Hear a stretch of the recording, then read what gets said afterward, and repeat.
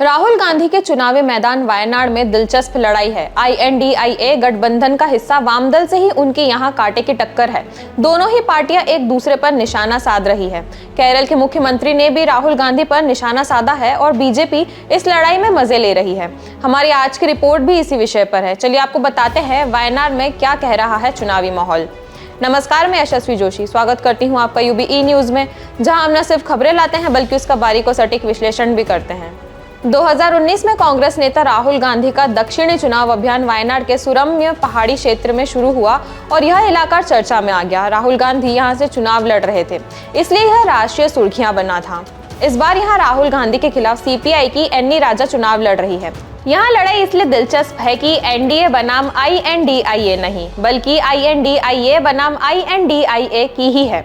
दरअसल CPI INDIA गठबंधन का हिस्सा है, लेकिन वायनाड में राहुल गांधी के खिलाफ ही प्रत्याशी खड़ा किया है। इससे यहाँ कांग्रेस वाम संबंध खट्टे हो गए हैं। वामपंथी नेताओं का कहना है कि उन्हें कांग्रेस सीधे BJP से भिड़ना चाहिए था, न कि गठबंधन के साथी से।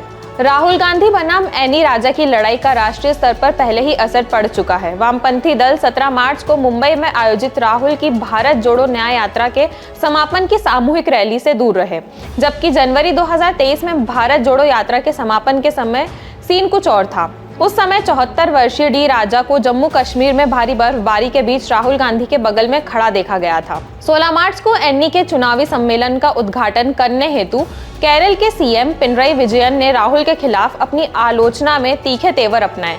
विजयन ने कहा, LDF का उम्मीदवार एक राष्ट्रीय स्तर का नेता है। हमने दिल्ली में विरोध प्रदर्शनों में उनकी भागीदारी देखी थी और उनकी आवाज सुनी थी। उनके और अन्य वामपंथी नेताओं के खिलाफ कई मामले दर्ज किए गए थे। क्या हमने तब नहीं राहुल गांधी को देखा था? क्या उन्होंने भारत जोड़ो न्याय यात्रा के दौरान CAA के बारे में बात की? यह क्यों चुप रहे? विजयन ने कहा कि लोगों को ऐसी उम्मीद नहीं थी। संसद में हमारे ऐसे ही कई अनुभव हुए। CPI के केरल सचिव बिनोय विश्वम ने राहुल को वायनाड से मैदान में उतारने में कांग्रेस की राजनीतिक समझ पर सवाल उठाते हुए कहा कि जो लोग उन्हें वहां भेजते हैं उनमें अपनी नाक से आगे देखने की क्षमता नहीं है। विश्वम ने कांग्रेस से पूछा कि 2024 में उसका फोकस क्या था।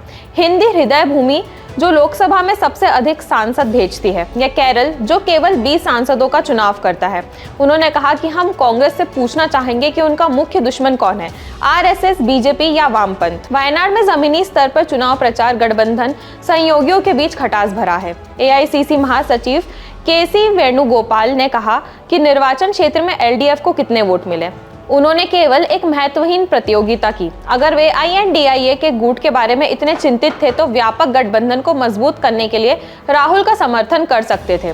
आखिरकार वायनाड की लड़ाई करीबी नहीं थी। वेणुगोपाल ने कहा कि INDIA गठबंधन CPM के लिए सिर्फ एक अभियान टूल था। राहुल की यात्रा से उनकी अनुपस्थिति में दिखाई दी। 2019 में निर्वाचन क्षेत्र में LDF का वोट शेयर कांग्रेस के 64.8% के मुकाबले 25.2% था, जबकि भाजपा को केवल 7.2% वोट मिले। इस बार भी कांग्रेस को उम्मीद है कि राहुल की उम्मीदवारी का अन्य निर्वाचन क्षेत्रों में असर होगा, खासकर अल्पसंख्यक वोटों को बनाए रखने में।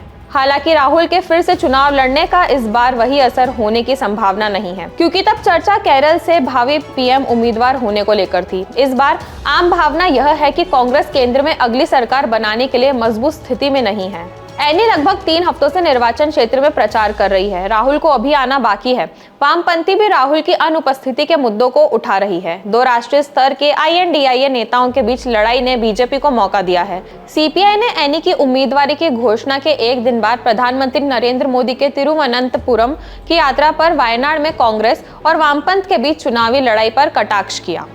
तो यह थी हमारी आज की एक खास रिपोर्ट, और आपको हमारे कार्यक्रम कैसा लगा अपने विचार हमसे जरूर साझा करें। वीडियो पसंद आए तो इसे लाइक और शेयर करें, साथ ही चैनल को सब्सक्राइब जरूर करें। UBE न्यूज आपके लिए लाता रहेगा देश विदेश से जुड़ी ऐसी ही खबरें। तब तक के लिए धन्यवाद।